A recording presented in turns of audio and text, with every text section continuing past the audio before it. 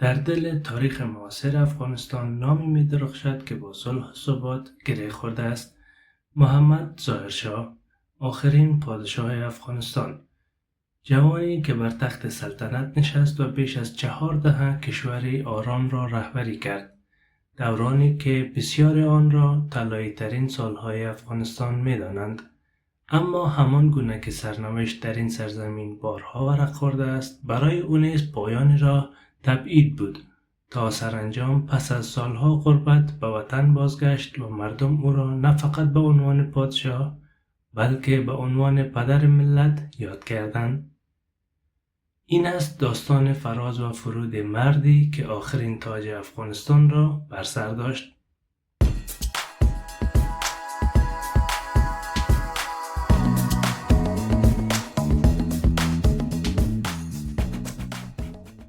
محمد ظاهرشاه که با عنوان رسمی اعلی حضرت معظم همایونی محمد ظاهرشاه و همچنین المتوکل علی الله در خطبه نماز جمعه خطاب می شد، آخرین پادشاه افغانستان بود که از سال 1312 تا 1352 هجری خورشیدی به مدت 40 سال بر این کشور حکمرانی کرد. ظاهرشاه از زمان پیدایش امپراتوری درانی در قرن 18 به بعد طولانی ترین دوران حکومت بر افغانستان را داشت. او در 22 میزان 1293 هجری در کابل افغانستان به دنیا آمد. او فقط 15 سال سن داشت که پدرش محمد نادرخان با پایان دادن به حکمرانی 10 ماهه امیر حبیب الله کلکانی بر تخت سلطنت در کابل نشست. بعد از مرگ نادرشاه در تاریخ هفته اقرب 1312 هجری در مراسم اعطای جوایز اعضای یک تیم فوتبال با شلیک گلوله یک نوجوان از قوم هزاره حاضر در مراسم که دانش آموزی به نام عبدالخالق بود که از عملکرد نادرشاه و پیشینیان او ناراضی بود، ظاهرشاه در سن 19 سالگی به تاج و تخت افغانستان رسید. مادرش ماهپرور بیگم بود و همسرش ملکه همیرا نام داشت که در سال 1381 هجری در روم ایتالیا درگذشت. آنها 8 فرزند داشتند. او از سلسله بارکزایی و از تیره محمدزایی بود. او در دوران جنگ جهانی دوم و جنگ سرد موضع بی‌طرفی را برگزید و روابط دیپلماتیک افغانستان را با بسیاری از کشورها توسعه داد، از جمله آمریکا و شوروی. در دهه 1330 هجری محمد ظاهرشاه مدرنیته سازی کشور را آغاز و قانون اساسی جدیدی را برای کشور تهیه کرد که منجر به نظام پادشاهی مشروطه شد. او از هیچ حزب خاصی طرفداری نمی کرد و توانست دوره‌ای از صلح پایدار را در افغانستان برقرار کند که متاسفانه پس از او از دست رفت. در سال 1351 هجری وقتی محمد نادرشاه برای درمان به ایتالیا سفر کرده بود، حکومت سلطنتی وی در کودتای توسط پسر کاکایش و نخست وزیر سابقش محمد داود خان سرنگون شد. داود خان نظام جمهوری تک حزبی را در کشور برقرار کرد و بعد 225 سال سلطنت در افغانستان پایان داد. ظاهرشاه تا سال 1381 هجری به حالت تبعید در شهر روم ماند و پس از سقوط طالبان به افغانستان بازگشت. به او لقب پدر ملت را دادند که تا زمان مرگ وی در سال 1386 این لقب را حفظ کرد. بسیاری از مردم افغانستان سلطنت او را طلایی ترین، آرام ترین و بهترین دوران تاریخ افغانستان می دانند. محمد ظاهر با مرگ پدرش در تاریخ هفته اقرب 1312 به پادشاهی در افغانستان رسید. او در زمان مرگ پدرش تنها جوان 19 ساله بود و کاکاهایش تا سالها هدایت امور کشور را به عنوان نایب السلطنه در دست داشتند. افغانستان برخلاف دوره‌های قبل و بعد درگیر هیچ جنگی نبود و همچنین در جنگ جهانی دوم که بین سالهای 1939 الی 1945 میلادی اتفاق افتاد اعلام بی‌طرفی کرد. در دهه 1330 هجری کشور در مسیر نوسازی و پیشرفت قرار گرفت. محمد ظاهر شاه در سال 1343 هجری قانون اساسی جدید کشور را به اجرا گذاشت که این قانون بعدها در سال 1380 هجری با سقوط طالبان به عنوان قانون اساسی موقت، البته با حذف مواد مربوط به سلطنت، پذیرفته شد. در طی تصویب قانون اساسی همه احزاب آزاد شمرده شدند و گام مهمی در جهت مردم سالاری در افغانستان برداشته شد که البته همین مسئله منجر به نارضایتی خاندان سلطنتی مخصوصاً پسر کاکای او یعنی محمد داود خان شد. واژه افغان برای نخستین بار در سال 1343 هجری و در قانون اساسی تصویبی با تعریف جدیدی به معنی همه افراد و شهروند کشور افغانستان به کار رفت. او به قصد مدرنیزه کردن افغانستان دست به اصلاحات مختلف سیاسی، اقتصادی، آموزشی، درمانی و رفاهی زد، مثل تأسیس نظام دموکراتیک، تأسیس نظام آموزش و پرورش مدرن، تأسیس دانشگاه و آموزش برای زنان اقدام کرد. زیرساخت‌های آموزشی، درمانی و رفاهی برپا و چهره شهرهای بزرگ دگرگون شد و حتی در گردشگری افغانستان نیز تحولاتی صورت گرفت و گردشگران زیادی بابت طبیعت و تاریخ افغانستان به افغانستان می آمدند. او اولین کسی بود که دوباره مسئله کشف حجاب در افغانستان را مطرح کرد، ولی این بار نمانند دوره امان الله خان به سرعت، بلکه به آرامی و به تدریج. او اول از ارکان حکومتی خواست تا دیگر زنهایشان حجاب نکنند و این ترتیب نخست همسران مقامات دولتی حجاب خود را کنار گذاشتند و به دنبال آن جامعه کم کم به رفع حجاب عادت کرد. دوره 40 ساله محمد ظاهر شاه را همچنین دوران رشد اقتصادی افغانستان نیز می‌دانند. در دوره او عرصه بانکداری به سرعت رشد کرد و چندین بانک در افغانستان ایجاد شد. همچنین تجارت بین المللی نیز رشد کرد و صادرات افغانستان به خارج که بیشتر مواد خام بود گسترش پیدا کرد. بعد از تصویب سومین قانون اساسی افغانستان در سال 1343 برای اولین بار زنان حق رأی و انتخاب شدن به عنوان نماینده مجلس را به دست آوردند. پس از این تغییرات قانونی شماری از زنان به مناصب بلند حکومتی تعیین شدند و از جمله کبرا نورزئی در سال 1344 به عنوان وزیر صحت عامه منصوب شد و نامش به عنوان اولین زنی که در تاریخ افغانستان به مقام وزارت رسیده ثبت شد. در آن زمان افغانستان به عنوان یکی از امن‌ترین و با آبروترین کشورهای جهان شناخته می‌شد. در دوره محمد ظاهر شاه نقش نخست وزیرها خیلی کلیدی بود. سلطنت ظاهر شاه به ویژه بعد از تصویب قانون اساسی 1964 میلادی رنگ و بوی پادشاهی مشروطه گرفت و نخست وزیرها اداره عملی کشور را در دست داشت. صدراعظم‌های ظاهر شاه عبارت بودند از محمد هاشم، محمود، محمد داود، محمد یوسف، محمد هاشم میوندوال، عبدالله خان یکتا، محمد نور احمد اعتمادی، عبدالظاهر ابراهیم خیل و محمد موسی شفیق. دوران نخست وزیران ظاهر شاه را میتوان به دو بخش تقسیم کرد. یکی دوران اقتدار خاندان سلطنتی که بین سالهای 1933 الی 1963 میلادی قدرت در دست کاکاها و داود خان بود و دوم دوران مشروطیت که بین سالهای 1964 الی 1973 میلادی نخست وزیران غیر خانواده سلطنتی اما دچار ضعف و بی‌ثباتی سیاسی بودند. محمد هاشم خان کاکای ظاهر شاه و نخست وزیر مقتدر او بود که سیاست او بر اقتدارگرایی و تمرکز قدرت در دست خانواده سلطنتی استوار بود. در سیاست خارجی افغانستان در جنگ جهانی دوم به طرف ماند. او اصلاحات آموزشی و اقتصادی محدودی انجام داد اما بیشتر قدرت در دست خانواده سلطنتی محدود بود. صدراعظم دوم ظاهرشاه شاه محمود خان بود که کاکای دیگر ظاهرشاه میشد و سیاست‌های نرمتری نسبت به هاشم خان داشت.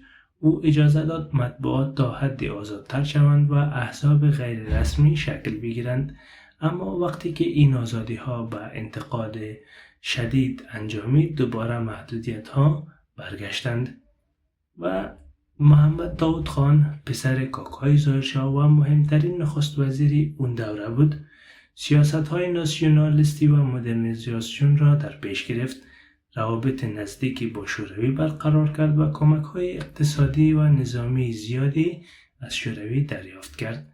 در داخل پروژه‌های زیربنایی، برق‌رسانی و توسعه راه‌ها آغاز شد. اما سیاست سختگیرانه او در برابر پاکستان و موضوع پشتونستان تنش بزرگی آفرید. در سال 1963 به دلیل فشارهای سیاسی از سمتش کنار رفت. دوره قانون اساسی و پارلمان بین سالهای 1964 الی 1973 با قانون اساسی 1964 افغانستان وارد دوره پادشاهی مشروطه شد. ظاهرشاه دیگر نخست وزیر تعیین نمی‌کرد، بلکه نخست وزیر باید از میان چهره‌های سیاسی غیر خانواده سلطنتی برگزیده می‌شد. چند نخست وزیر در این دوره آمدند و رفتند. افرادی مثل محمد یوسف بین سالهای 1963 الی 1965 چهره تکنوکرات بود و وی کوشید تا دولت را مدرن و بی‌طرف کند. بعد از آن محمد هاشم میوندوال بود که از سال 1965 الی 1967 میلادی روی کار آمد. گرایش‌های اصلاح طلب داشت، اما اختلافات سیاسی باعث برکناری او شد.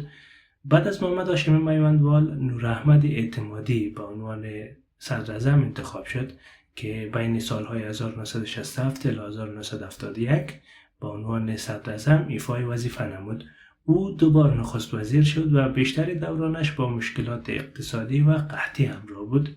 بعد از او عبدالظاهر ظاهر بین سالهای 1971 الی 1972 میلادی که دوران سختی داشت زیرا خشکسالی و گرسنگی کشور را فرا گرفته بود. بعد از عبدالظاهر محمد موسی شفیق به عنوان صدراعظم تعیین شد. آخرین نخست وزیر ظاهرشاه بود و همچنان او یک فرد اصلاح طلب بود، اما دورانش کوتاه بود. چرا؟ چون کودتای داود خان در سال 1973 به حکومت پادشاهی پایان داد. کارنامه آنها نشان می‌دهد که هرچند اصلاحات و مدرنیزاسیون پیش رفت، اما مشکلات ساختاری، فساد، وابستگی خارجی، کشمکش‌های قومی مانع شکلگیری یک دموکراسی پایدار شد. جداست طرفداران ظاهرشاه منتقدانی نیز وجود دارند که آنها محمد ظاهرشاه را به مواردی مانند قبضه قدرت و سپردن تمام مقامات اداری به افراد خانواده تا عدم توجه به آبادانی چشمگیر روستاها، مخصوصاً دهکده‌های دورافتاده و کوهستانی همانند شهرهای بزرگ متهم می‌کنند. محمد ظاهرشاه که در دوره اول حکومتداری به دلیل جوانی هنوز زیر نفوذ اعضای خاندان خود بود، در دور دوم حکومتش تا حدی به استقلال فکری و عملی دست یافت و نخست وزیری را از اعضای خانواده خود به افراد غیر خاندانیش سپرد. ادعای نیز بر این باورند که محمد ظاهرشاه شاه عیاش و خوشگذران بوده است، بخصوص در دوره 13 ساله اول حکمفرماییش که تحت سیطره کاکای بزرگش محمد هاشم خان قرار داشت. کار دیگری جز خورد و نوش و عیاشی در باغ‌های شمال کابل نداشت. یکی از دلایلی که او را به خوشگذرانی و عیاشی نسبت میدن ساخت پارک‌های تفریحی و باغ‌های سرسبز در بیشتر نقاط افغانستان است. حتی پارک طبیعی دورافتاده پامیر در منطقه بدخشان را که هنوز جاده‌ای به آنجا کشیده نشده به نام محمد ظاهرشاه یاد می‌کنند. افغانستان برای ایجاد توازن میان دو ابرقدرت آمریکا و شوروی به لابی بزرگ، سیاست خارجی قدرتمند و دستگاه دیپلماسی توانمند نیاز داشت که هیچ کدام از اینها را نداشت. در نتیجه حوادث بعدی که پیش آمد این کشور را برای نزدیک به نیم قرن از قافله تمدن عقب مانده کرد.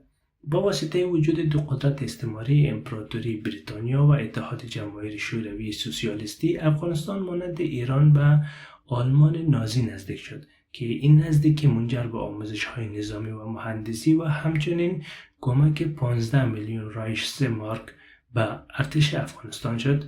اتحاد جماهیر شوروی بعد از جنگ جهانی دوم و آغاز عصر نو به نام جنگ سرد، افغانستان در عین عدم تعهد به هر دو بلوک شرق و غرب رابط خود را با هر دو طرف گسترش داد.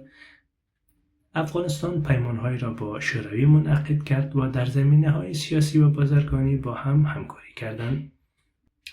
محمد ظاهر شاه با سفر به کشورهای مثل آمریکا، فرانسه، آلمان غربی و سایرین و برقراری رابطه با آنها سعی در جلب توجه آنها به سمت افغانستان داشت که تا حدی هم موفق بود.